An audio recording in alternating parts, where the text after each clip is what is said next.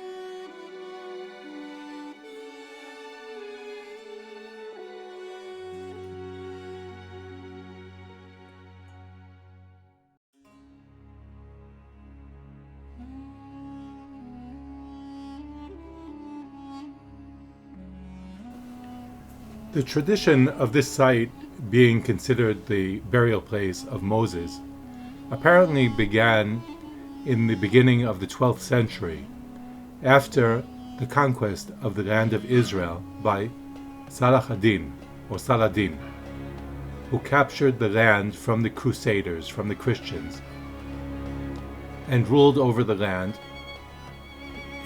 At that time, the Christians had a tradition that on Palm Sunday they would march from Jerusalem to Jericho, and the Muslims developed a competing tradition.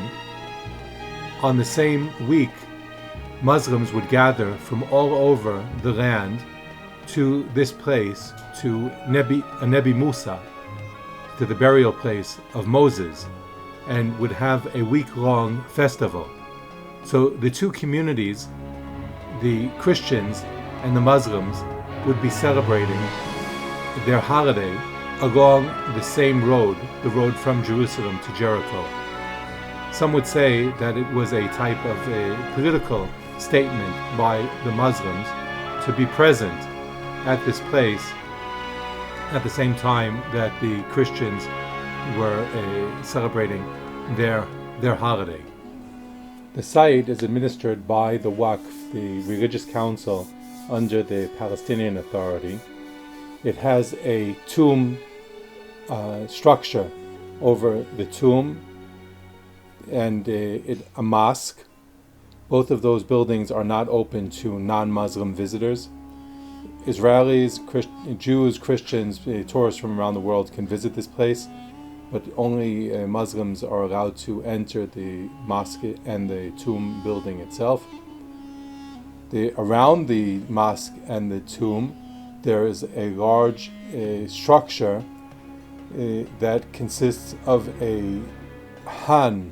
A khan is a medieval inn that was built by the Muslim Mamluk who controlled the land after the 13th century.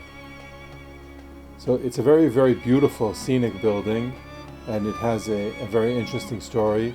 And it also tells the story of the different traditions in the Holy Land, and of course of the history of the land that was controlled at different times by Jews, by Christians, by Muslims, and each of these faiths have their own traditions, their own biblical traditions regarding different locations throughout the land.